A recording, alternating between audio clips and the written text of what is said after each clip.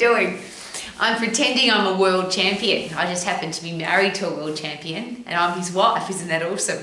One of the things that I love about fighting, and I want to share with you honestly, and I hate saying that because just as a quick communication tip, if you ever say to somebody to be honest with you or honestly or anything to do with that word, it's everything that came before that. There's a subconscious suggestion that you're not being honest. So if you say to somebody, I'm going to be honest with you, it sounds like everything you said before that you weren't being honest. That's just a side note. I am asking about honesty though for a very specific reason, because one of the things that I love about fighting, about boxing, is it's honest.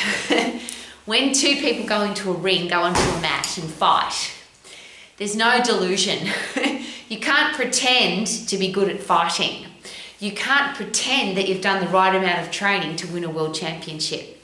You can't be dishonest with yourself about how good you are, because fighting will tell you very quickly the truth.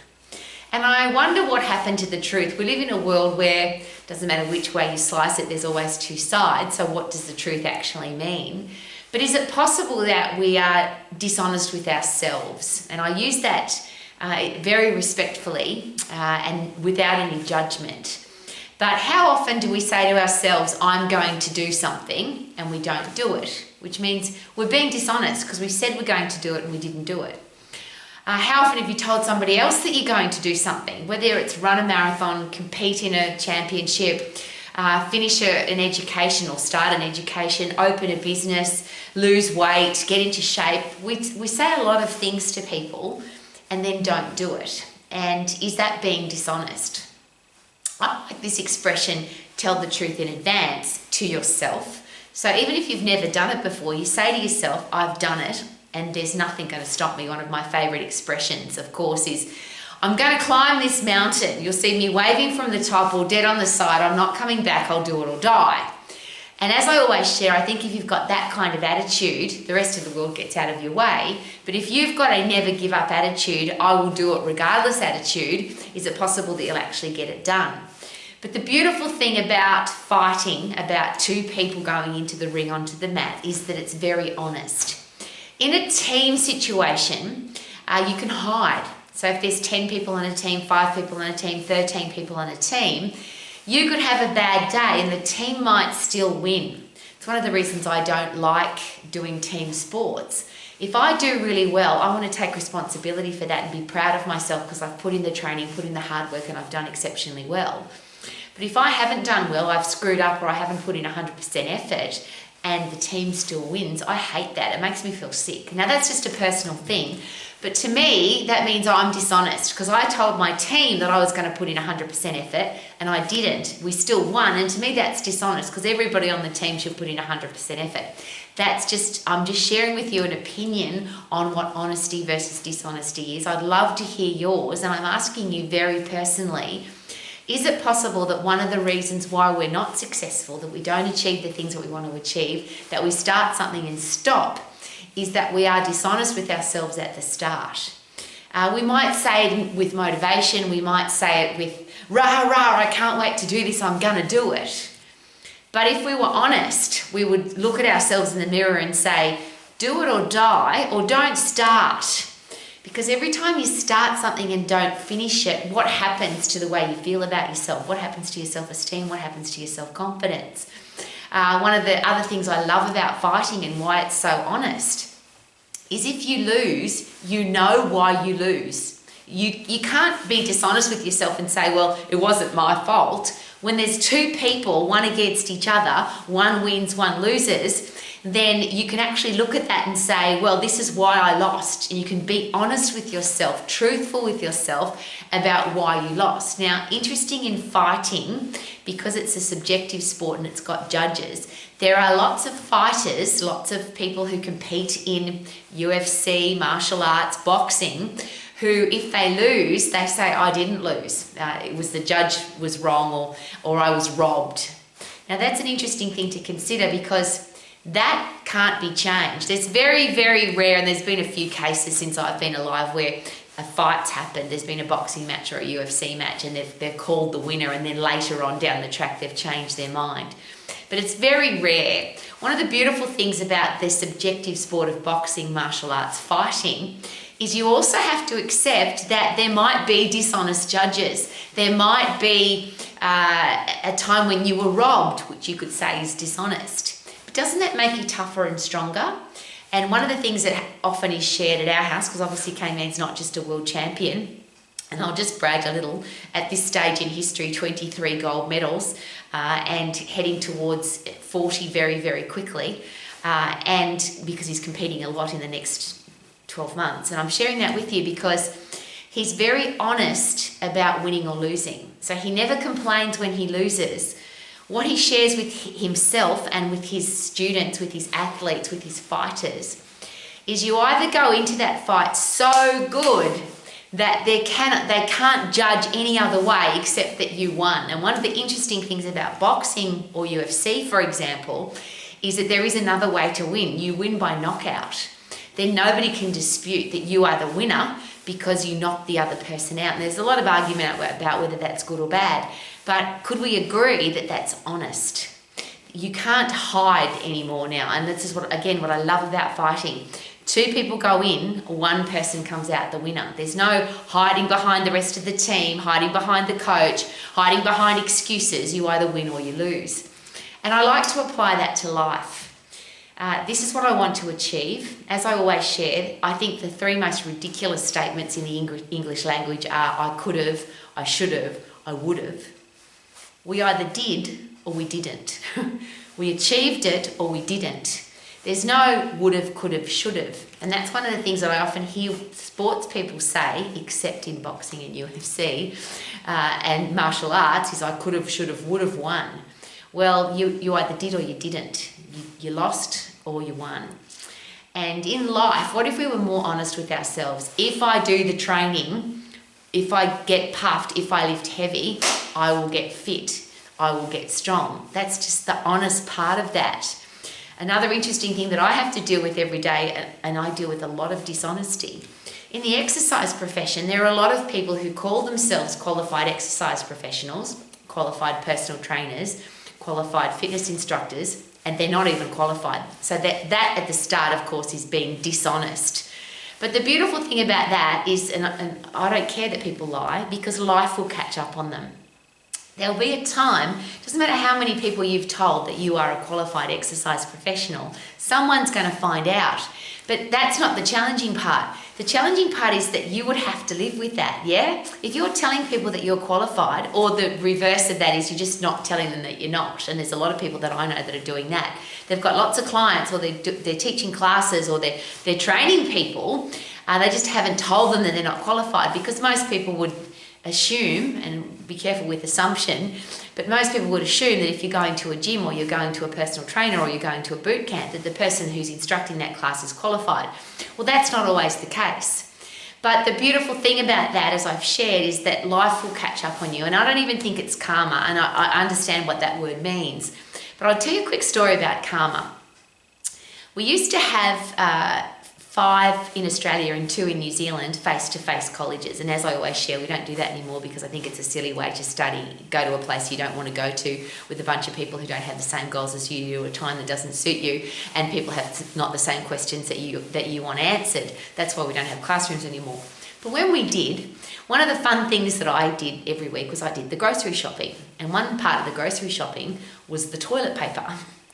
And at one stage we had, and it happens all the time, it happens everywhere, but at one stage we had somebody obviously in our classes was stealing toilet paper. And I find that, why do you steal toilet paper? And somebody made comment that person will live their karma, that something will happen in the future that might pay them back for stealing toilet paper. But K-Man said beautifully, I think they're already living their karma. If you're in a position where you have to steal toilet paper, because I'm the kind of person, if you came to me and said, Rowie, I can't afford toilet paper, I would give it to you, of course. But if you're in a position where you're stealing toilet paper, you're probably already living your karma. Your life is really not going in the right direction. And I share that as an example because if you're being dishonest in any area of your life, so if you're telling people that you're qualified and you're not, you have to live with that every night. You have to go to sleep knowing that people think you're qualified, but you're not. I'll just use that as an example. I have a lot of people who come through our program who do just enough to get by. So they don't really study their anatomy and physiology. They don't really know how to get somebody fit and strong. They do just enough to get through the evaluation, through the assessment. Now, that's not what we have here, but that's how they treat it. They treat it as, if I do this much, I'll pass the assessment and I'll get the piece of paper, which is, I don't know whether you look at that as dishonest or not, but here's where it becomes very honest. It's when you have a client who's got cancer or MS or hormonal challenges or a broken leg, or they're an elite athlete, or they're a physiotherapist, or they're an endocrinologist, and they start asking you questions, or they trust that you know the answers to the questions that you should know the answers to. You now have to be honest with yourself and say, I didn't study what I was supposed to study. I didn't learn what I was supposed to learn. And I share that with you openly because that position was something that I had to come to in my life. I came to a very interesting crossroad, and I share this story often. One of my clients came in to train with me. I was charging her a lot of money, or I would like to reverse. She was investing money in me, but I can't say that because she limped in to see me, to train with me. And she trusted that I knew my anatomy and physiology, and she trusted that I could help her achieve her goals. And I probably believed that I could help her. But she shared with me that she had an inflamed gracilis. And I presumed that her gracilis was in her leg because she was limping. But I didn't know what a gracilis was. And I had to go, I trained her, but I had to go, and I went into the bathroom straight after the training session. I looked myself in the eye and I was so embarrassed. I was now being honest with myself, saying, Rowie, you have to stop this. You have to stop pretending, stop being dishonest with yourself that you know your anatomy and physiology and you actually know how to train people properly. And there's no defense for that, except that, no exception. But I was listening to other people. I was doing exercises that other people did. I was becoming, or I had become the expert in other people's opinions, but I didn't know if those opinions were the truth. I didn't know that what those people were teaching and preaching was true. I was just following along like a sheeple. And I think that's dishonest. Now, you don't have to agree with me, but for me, my personal integrity said, Rowie, you don't know your anatomy and physiology. You're being dishonest. This has become a fairly powerful driving force for me. And again, this is from my heart to yours. And again, I'll share with you why I love boxing and fighting, because it's so honest. You either win or you lose. If you don't know your anatomy and physiology, if you're training people and you are writing programs for people that may or may not work, that may or may not injure them straight away, there's no proof straight away that what you're doing is dishonest. And again, I'll share with you, that's why I love fighting. You either lose or get knocked out, or you win and you stay standing. But if you're delivering programs that could be dodgy in the future, that could injure somebody in the future, that could waste people's time, but they're trusting you and you don't know your anatomy and physiology, how do you live like that? And I couldn't. I had to stop. I looked myself in the eye and said, Rowie, this has got to stop. And anatomy and physiology and how the human body works became a driving force for me, which is why when I look at stupid exercises, waste of time exercises, exercises where you're lying on the floor, exercises in the kneeling position, exercises in the seated position, none of which are functional for the human body to exert force, I feel sad for the people that are investing money, and I'm going to say it harsh. They're wasting money on somebody who's being dishonest. Because if an exercise professional is honest, they will learn their anatomy and physiology, and the programs that they write and the exercises that they share with their clients and their athletes will be safe, they'll be fast, and they'll be effective. So I'll share again the thing, and this is something that came in and I talk about all the time. He loves teaching fighting, because when you teach somebody how to fight, you can prove straight away what method works. If you kick like this or punch like this, it will work. If you kick like this or punch like that, it won't work. But if you tell somebody that if they do sit-ups, it's going to burn fat off their tummy, you can't prove straight away that that's not true, because when they do sit-ups, they're feeling this burning sensation in their abdominal area, so they think it's exploding fat cells, so they think it's going to work. But 3 months down the track, 6 months down the track, and they haven't got ripped abdominals from doing sit-ups, then now they start to question. And you have to be able to justify, and that's where it becomes awkward and uncomfortable. So let's be honest. How about that? And that's the statement that I hate. I hate it when people say it to me. I would never say it. But I'm making this as a statement, or I'll rephrase. What if we were honest with ourselves, with our clients, with the people that we care about? One of the beautiful things that I love, and I've never heard a politician say this, but I love it when people say this, and I wish more politicians said this, and I certainly want more exercise professionals to say this, but I'm using politicians as an example because I just used it today. If somebody asks a politician a question, they're very good at not answering the question. I think when they go to politician school, they teach them, if somebody asks you a question, don't answer the question. Wouldn't it be nice to hear one time, I don't know the answer to that, but I'm going to research it and find out? Wouldn't it be lovely to hear that honesty come out of a human being? I've been saying that for a very long time now, since the day I looked in the mirror and said, Rowie, this has got to stop. When somebody asks me a question and I don't know the answer, that is exactly my response. I don't know the answer to that. I haven't studied that. I haven't researched that. I don't know. But because I care about you, I'm going to go and research that, study that now, find out the answer. Let's research it together. Let's brainstorm it together and find out the answer. But I'm not going to be dishonest and tell you that I do know the answer, or be dishonest and make up some rubbish that isn't true to make myself sound good or feel good. Because at the end of the day, literally, when you look in the mirror and you made up some rubbish, you have to live with the fact that you didn't know your anatomy and physiology. You didn't know the answer to that question. So I'm going to wrap all of that up, because this is the reason I've done every Romax I ever do. There's always a driving force behind it. There's always an inspiration because of it. And today in particular has been a very sad day for me, because as an educator, when you deliver information to people about how to think for themselves rather than follow the crowd, today I've watched a lot of my own Max students, Max graduates, delivering crowd information without thinking about, why am I doing this exercise? How does it work? Can I justify it? Is it safe? Is it effective? Will it waste people's time, or will it be fast and quick? And I've had to watch it. Social media has become an interesting part of my life, because people send me what they post on social media and I have to look at it. And today's been really sad, because I've seen some people, and there's two parts to that. One is that there are some people who are passing themselves off as qualified exercise professionals, and they're not.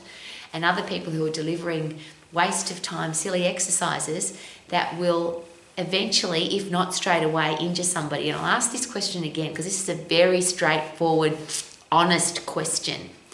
And I'm asking you to be honest with yourself. How would you feel if you gave somebody an exercise and you hurt their back, hurt their knee, hurt their shoulder? So they came to you for the first time, or in one of your classes or in one of your training sessions, they got injured. How would that make you feel? But how would you feel if the reason that they got injured was because it was your fault? Because you gave them an exercise that put shearing forces, rotational forces, momentum through their joint, and they hurt their back, hurt their shoulder, hurt their knee. I can share with you that it's a horrible feeling, because I've done it to people, because I didn't know my anatomy, I didn't know my physiology. I just listened to what the crowd was doing, and I watched what the crowd was doing, and I became the expert in somebody else's opinion. And I'm asking you, please don't do that. Let's be honest with ourselves. If we don't know how to write a safe, effective, fast exercise program, could it be a really good idea to learn? And be like me. I'm studying every day, and I'm an old lady, and I still don't know anything. If I were to rate my knowledge of anatomy and physiology, it would be minus.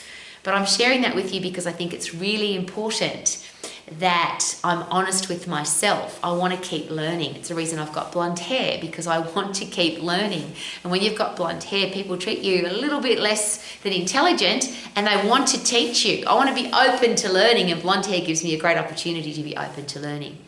So from my heart to yours, to live your life to the max, and if you're an exercise professional, to help other people live their life to the max, let's be honest. Let's be like fighters going onto the mat or into a ring. If you are honest with yourself, you would say, I am ready for this fight. I've done the training. I've done the hard work. I'm now ready to fight. And if you haven't, the fight will soon be very honest with you. Hope you can sing like I do every day. Super duper doo, how are you? I'm sure you are amazing, because you're being honest with yourself. Woohoo!